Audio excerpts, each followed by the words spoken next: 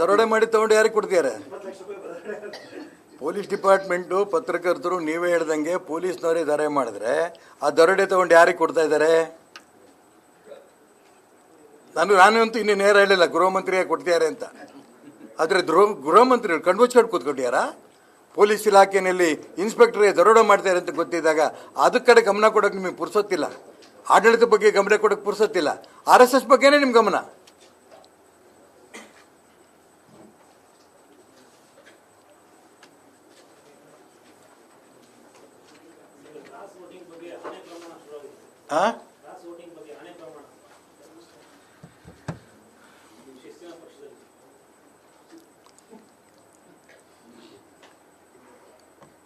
ಆಡಳಿತ ಪಕ್ಷ ವಿರೋಧ ಪಕ್ಷಗಳು ರಾಜ್ಯದ ಅಭಿವೃದ್ಧಿಗಳ ಬಗ್ಗೆ ಚರ್ಚೆ ಮಾಡಬೇಕಾಗಿತ್ತು. ದುರಾದೃಷ್ಟ ಕರ್ನಾಟಕ ರಾಜ್ಯದಲ್ಲಿ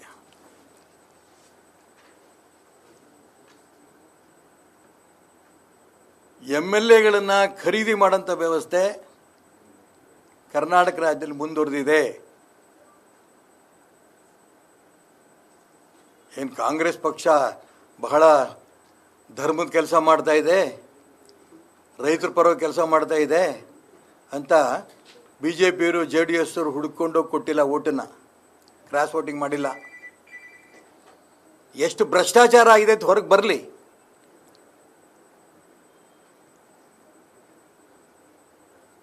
ಇಷ್ಟು ಹಿಂದೆ 17 ಜನ ಕಾಂಗ್ರೆಸ್ಸಿಗರು ಕಾಂಗ್ರೆಸ್ ಪಕ್ಷಕ್ಕೆ ರಾಜೀನಾಮೆ ಕೊಟ್ಟು, ಆ MLA ಸ್ಥಾನಕ್ಕೆ ರಾಜೀನಾಮೆ ಕೊಟ್ಟು BJP ಬಂದು ಸೇರಿಕೊಂಡು ದುಡ್ಡು ತಗೊಂಡು ಚುನಾವಣೆಗೆ ನಿಂತು ಚುನಾವಣೆಗೆ ಗೆದ್ದರು. ಅದಕ್ಕೋಸ್ಕರ BJP ಸರ್ಕಾರ ಹಾಳಾಗೋಯ್ತು.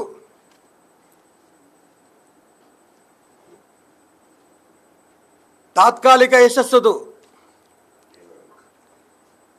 ಜನ ಒಪ್ಪಲ್ಲ ಅದನ್ನ, ಭ್ರಷ್ಟಾಚಾರವನ್ನ. ಅದೇ ಸ್ಥಿತಿ ಬರುವಂಥ ದಿನ ಕಾಂಗ್ರೆಸ್ಸಿನ ಸರ್ಕಾರಕ್ಕೆ ಬರುತ್ತೆ.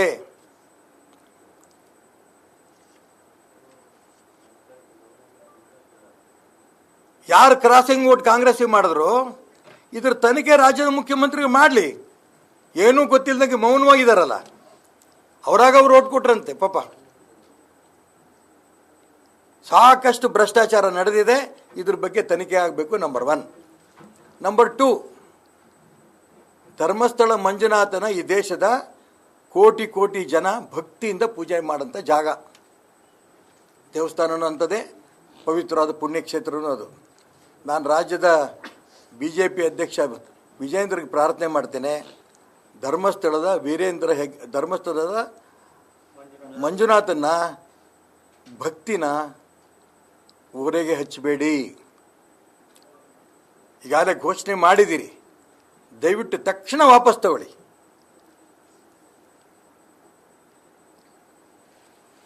ಒಂದು ಘಟನೆ ಈ ಆಣೆ ಪ್ರಮಾಣದ ಬಗ್ಗೆ ಅದು ವಿಜೇಂದ್ರ ಅವ್ರು ಮಾಡಲಿ, ನನ್ನ ಆಸೆ ಇದೆ. ಅವ್ರು ವಿಡ್ರಾ ಮಾಡ್ಕೋತಾರೆ, ನಂಬಿಕೆ ಇದೆ. ಈ ದೇವ್ರ ಮೇಲೆ ನಂಬಿಕೆ ನಡೆಯೋದು. ಶಿವಮೊಗ್ಗದಲ್ಲಿ ಒಂದು ಕಾರ್ಪೊರೇಷನ್ ಚುನಾವಣೆಯಲ್ಲಿ ಆಯಿತು.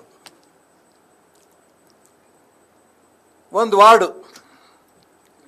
ವಾರ್ಡ್ನಲ್ಲಿ ಒಬ್ಬ ಅಭ್ಯರ್ಥಿ ಒಂದು ಕಡೆಯಿಂದ ಎಲೆ ಜೊತೆಗೆ 5-5 ರೂಪಾಯಿ ನೋಟ್ ಇಟ್ಟು ಅಲ್ಲಿ ಸಿಗಂದೂರು ಚೌಡೇಶ್ವರಿಯ ಫೋಟೋ ಇಟ್ಕೊಂತ ದುಡ್ಡು ಕೊಟ್ಕೊಟ ಹೊರಟ. ಮಾರನೇ ದಿನ ಇನ್ನೊಬ್ಬ ಅಭ್ಯರ್ಥಿ ಬಂದ, ಅದೇ ಎಲೆ 10 ರೂಪಾಯಿ ನೋಟು ಮಾರಮ್ಮನ ಫೋಟೋ ಇಟ್ಟು ಉಂಟ. ಏನಣ್ಣ, ನೆನ್ನೆ ನೋಡಿ ಸಿಗಂದೂರು ಚೌಡೇಶ್ವರಿಯ 5-5 ರೂಪಾಯಿ ಪ್ರಮಾಣ ಮಾಡಿ ತೊಗೊಂಡ್ಬಿಟ್ಟಿದ್ದೀವಿ, ಈಗ ನೋಡ್ರೆ 10 ರೂಪಾಯಿ ಕೊಡ್ತಾ ಇದ್ದೀನಿ ನೀನು ಮಾರಮ್ಮಂದು ಹೇಳ್ತೀಯ. ನೆನ್ನೆ ಅದಕ್ಕೋಸ್ಕರ ಈಗ 10 ರೂಪಾಯಿ ಕೊಡ್ತಿರೋದು. ಮಾರಮ್ಮನ ಹತ್ರ ನೆನ್ನೆ ತೊಗೊಂಡಿದ್ದು, ದಯವಿಟ್ಟು ಕ್ಷಮಿಸಮ್ಮ, ಶಾಪ ಕೊಡಬೇಡ. ಹಾಗಾಗಿ ನಾನು ಆ ದುಡ್ಡು ತೊಗೊಂಡಿದ್ದು ತಪ್ಪಾಗಿದೆ, ಕ್ಷಮಿಸಿ, ನಿನಗೆ ನಮಗೆ 10 ರೂಪಾಯಿ ತೊಗೋತಿದ್ದೀವಿ, ಆಶೀರ್ವಾದ ಮಾಡೋಣ ಅಂದರು. 10 ರೂಪಾಯಿನೇ ಗೆದ್ದ. ಭಕ್ತಿನ ಓರೆ ಹಚ್ಚೋದು ಇದೆಯಲ್ಲ, ಇದು ಒಳ್ಳೇದಲ್ಲ. ದಯವಿಟ್ಟು ಇದಕ್ಕೆ ಮತ್ತು ವಿಜೇಂದ್ರಂಗೆ ಜೋಡಿಸ್ಬೇಡಿ ಇದನ್ನು. ವಿಜೇಂದ್ರಂಗೆ ಹಂಗೆ ಹೇಳಾಯ್ತು, ನಾನಾಗಲೇ ಪ್ರಾರ್ಥನೆ ಮಾಡಿತ್ತು. ಅಲ್ಲೇನು ಯಾರು ತೊಗೊಂಡಾರೆ ಯಾರು ಬಿಟ್ಟಾರೆ ಅನ್ನೋದಕ್ಕಿಂತನೂ ಧರ್ಮಸ್ಥಳದ ಮಂಜುನಾಥನ ಓರೆ ಹಚ್ಚಂತ ಇದೆಯಲ್ಲ, ಇದು ಈ ಭಕ್ತ ವೃಂದಕ್ಕೊಂದು ರೀತಿಯ ಅಪಮಾನ. ಈಗ ಯಾವನ ಕ್ರಾಸ್ ಓಟಂಗೆ ಹಾಕಿರ್ತಾನೆ ಅಂತ ಅಂದ್ಕೊಳ್ಳಿ, ಹಾಕಿದ್ದಾರೆ. ಅಲ್ಲೋ ಮಂಜುನಾಥನ ಮೇಲೆ ಪ್ರಮಾಣ ಮಾಡಿ ಬಂದು ಇಲ್ಲಿ ಕ್ಷಮೆ ಕೇಳ್ತಾನೆ ಹೊರಗಡೆ ಬಂದು ಅಣ್ಣಪ್ಪಂತಾಗೆ.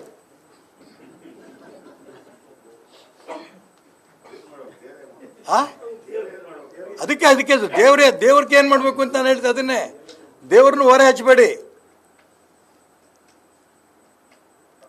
ಇದು ಒಳ್ಳೇದಲ್ಲ.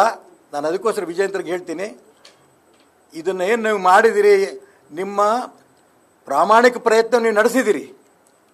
ಅನ್ಯಾಯ ಆಗಿದೆ, ಯಾರು ಭ್ರಷ್ಟರಿದ್ದಾರೆ, ಯಾರು ಈ ರೀತಿ ಕ್ರಾಸ್ ಔಟಿಂಗ್ ಮಾಡಿದ್ದಾರೆ, ಅವ್ರಿಗೆ ನಾನು ಬಿಡಲ್ಲ ಅನ್ನೋಂಥ ಪ್ರಾಮಾಣಿಕ ಪ್ರಯತ್ನ ಧರ್ಮಸ್ಥಳಕ್ಕೆ ತಗೊಂಡೋದ್ರೆ ಅವರು ಒಪ್ಕೋತಾರೆ ಅಂತ. ಇದು ಒಳ್ಳೆಯದಲ್ಲ. ದಯವಿಟ್ಟು ಆ ಪದ್ಧತಿನೇ ವಾಪಸ್ ತಗೊಳ್ಳಿ. ಇದು ನನ್ನ ವೈಯಕ್ತಿಕವಾದ ಸಲಹೆ ಅವರಿಗೆ.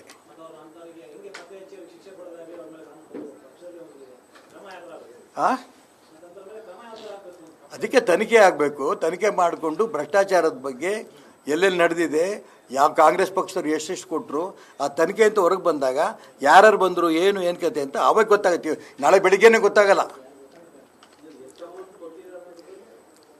ಅಮೌಂಟ್ ಎಷ್ಟು ಅಲ್ಲ, ದುಡ್ಡು ಭ್ರಷ್ಟಾಚಾರ ಅಂತೂ ನಡೆದಿದೆ, ಇದ್ರಾಗೇನು ಅನುಮಾನ ಇಲ್ಲ.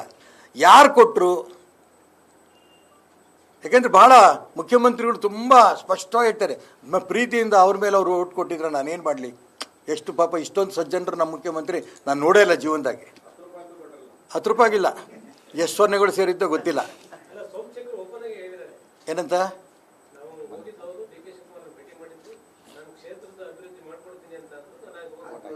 ಅಭಿವೃದ್ಧಿ ಅಂತ ಹೇಳಿದರೆ ಎಷ್ಟು ಸೊನ್ನೆ ಹೇಳಿಲ್ಲ. ನಾನು ಅದಕ್ಕೋಸ್ಕರ ಹೇಳ್ತಾ ಇರೋದು ದೇವ್ರನ್ನ ಹೊರೆ ಹಚ್ಚಬೇಡಿ. ನಾನು ಹೇಳಿದ್ನಲ್ಲ, ನಮ್ಮದೇ ಸರ್ಕಾರ ಇದ್ದಾಗ 17 ಜನಕ್ಕೆ ರಾಜೀನಾಮೆ ಕೊಡಿಸಿ ದುಡ್ಡು ಕೊಟ್ಟು ಖರೀದಿ ಮಾಡಿದ್ವಿ. ಬಟ್ ದುಡ್ಡು ಕೊಟ್ಟು ಚುನಾವಣೆ ನಿಲ್ಲಿಸಿ ದುಡ್ಡು ಕೊಟ್ಟು ಗೆಲ್ಲಿಸಿದ್ವಿ ಅಂತ ಸರ್ಕಾರ ಬಂತು. ಆದರೆ ಜನ ಒಪ್ಪಲಿಲ್ಲ. ಭಾರತೀಯ ಜನತಾ ಪಾರ್ಟಿಯ ಹಿತೈಷಿಗಳು ಇದು ಒಪ್ಪಲಿಲ್ಲ. ಅವರೇ ಚುನಾವಣೆಯಲ್ಲಿ ಸೋಲಿಸಿದ್ರು. ಈ ಉದಾಹರಣೆ ಗೊತ್ತಿದ್ದೂ ಕೂಡ ಕ್ರಾಸ್ ವೋಟಿಂಗ್ ನಡೆದಿರೋಂಥ ಈ ಸಂದರ್ಭದಲ್ಲಿ ಈ ರಾಜ್ಯ ಜನ ಭ್ರಷ್ಟಾಚಾರಕ್ಕೆ ಒಪ್ಪಲ್ಲ.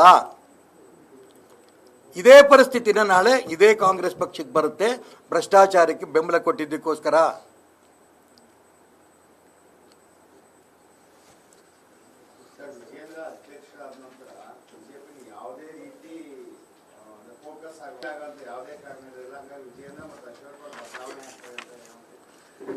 ಅವರಿಬ್ಬರು ಕೇಳಪ್ಪ, ನನಗೇನು ಗೊತ್ತು.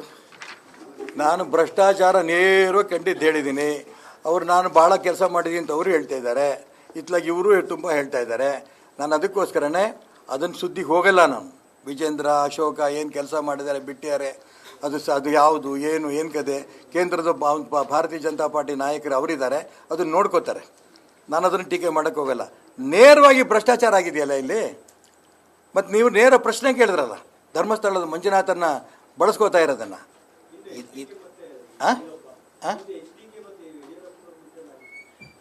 HDK ಹಾಂ ತಪ್ಪು ಒಂದೇ, ಯಾರೇ ಮಾಡಿದ್ರು ತಪ್ಪು. ಏನು ಯಡಿಯೂರಪ್ಪ HD ಕುಮಾರಸ್ವಾಮಿ ಏನು ಆಕಾಶದಲ್ಲಿ ಹೇಳಿ ಬಂದ್ರ? ಧರ್ಮಸ್ಥಳದ ಮಂಜುನಾಥಕ್ಕಿಂತ ಜಾಸ್ತಿ ಏನಲ್ಲಲ್ಲ ಅವರು. ಯಾರೇ ಮಾಡಿದ್ರು ತಪ್ಪೇ.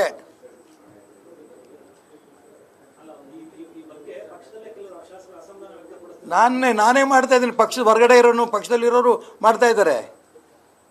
ಈ ಪಕ್ಷದಲ್ಲಿ ಇದ್ದೀವಿ ಇಲ್ಲ ಅಲ್ಲ, ಯಾರು ಧರ್ಮಸ್ಥಳದ ಮಂಜುನಾಥನ ಭಕ್ತರಿದ್ದಾರೋ ಅವರೆಲ್ಲರೂ ಇದನ್ನು ವಿರೋಧ ಮಾಡ್ತಾರೆ.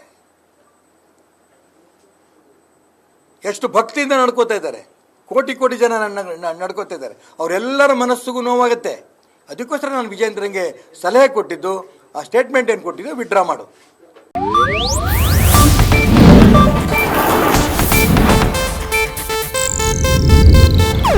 ಇದು ಏಷ್ಯಾನೆಟ್ ನ್ಯೂಸ್ ನೆಟ್ವರ್ಕ್ ಪ್ರಸ್ತುತಿ.